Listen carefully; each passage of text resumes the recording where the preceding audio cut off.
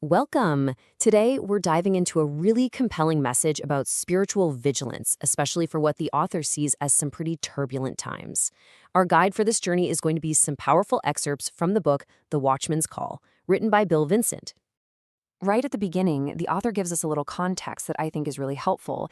He explains that this book actually started as a series of his sermons. They've been adapted and kind of smoothed out into book form to make it a clear read. Knowing this really helps you understand that passionate, direct, almost spoken word style you feel throughout the whole thing. So, to really get to the heart of this message, we're going to walk through it step by step, just like the author does. We'll start with this foundational idea of a restored watch. Then we'll figure out, okay, who is this watchman? After that, we'll look at the author's diagnosis of what he calls a nation adrift, dig into the specific duties he outlines, and wrap it all up by looking at some pretty striking prophecies and warnings. So let's jump right in. Our journey begins with the absolute cornerstone of the book. The author frames his entire argument around what he describes as this moment of divine communication, a deep, profound feeling that a vital, maybe even lost spiritual practice is being brought back. Everything kicks off with this one simple but powerful phrase the author says he heard directly from God. I'm restoring the watch of the Lord. This isn't just a small tweak or a suggestion for improvement. For the author, this is a divine announcement. It's the catalyst for the entire book, this idea that God is actively restoring a powerful spiritual practice that may have been forgotten over time. Okay, so if this watch of the Lord is being restored, that begs the question, right? Who exactly is the watchman? Well, the author has a very specific answer, and he takes great care to show how this role is different from other spiritual jobs you might be more familiar with. According to the author, a watchman is way more than just someone who prays a lot. The text really emphasizes that they are seers, people who are anointed to see what's happening on a spiritual level.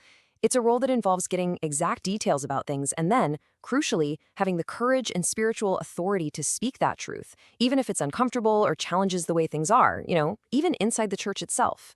This here really breaks it down perfectly. The author makes this crystal clear distinction. On the one hand, he says a watchman is not just a prayer warrior, not someone who's just bound by religious tradition, and definitely not someone worried about being popular or politically correct. But on the other hand, the role is meant to be a seer and a watcher, someone who releases exact details and isn't afraid to speak those uncomfortable truths. This contrast is absolutely central to understanding his entire message. So now that we have a clear picture of who the watchman is, the book pivots to why this role is so critical right now. This is where the author lays out his assessment of the problems he sees plaguing both the church and the United States as a whole.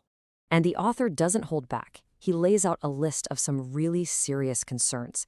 He believes the church has become spiritually asleep and that core New Testament teachings are sorely missing today. He also has some sharp criticism for what he calls misinformation coming from some television ministers. But it's not just about the church. He also points to forces that are actively trying to divide the nation.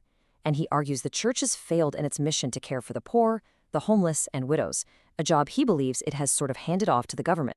To really illustrate his point about national division, the author includes this direct statement.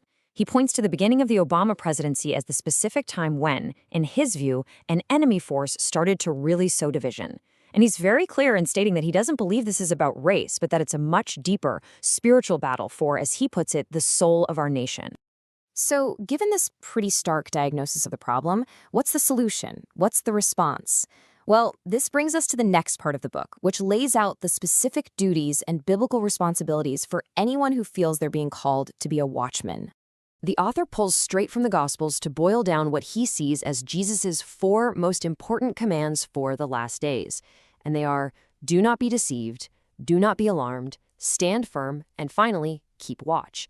Now, while all 4 are obviously super important, the author argues that that last one, keep watch, has a special, almost overriding significance. And why is it so significant?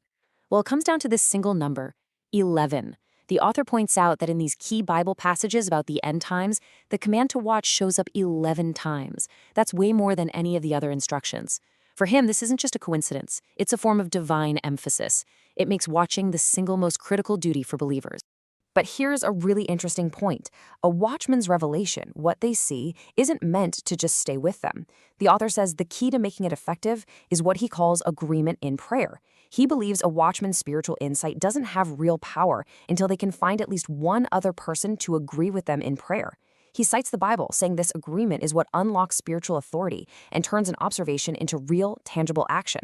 If you'd like to learn more about this principle and the author's work, you can visit revivalwavesofgloryministries.com. All right, the final part of our explainer gets into the most specific and, honestly, forward-looking claims in the entire text. This is where the author shifts from talking about principles to giving direct prophecies and warnings about what he sees coming in the future. The book lays out several very distinct prophecies. The author states that he was told gas prices would eventually return to $2.09 and that Obamacare is destined to fall apart completely. He also puts forward the claim that President Obama's birth certificate was forged.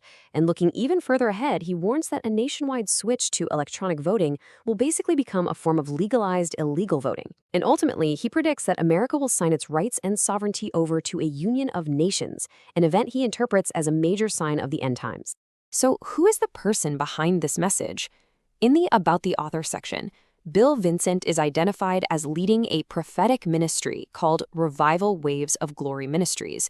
For anyone who wants to explore his work in more detail, the book provides a direct link to his ministry's website, which is revivalwavesofgloryministries.com. And that brings us to the end of our look into the core message of the Watchman's Call. The author makes a pretty urgent case, right? He defines this unique spiritual role as a response to what he sees as a deep national crisis. The ideas he presents really leave us with a big question to think about. In our complex world today, what role does this kind of spiritual vigilance, the role of the watchman, play within our faith communities? It's definitely something to ponder.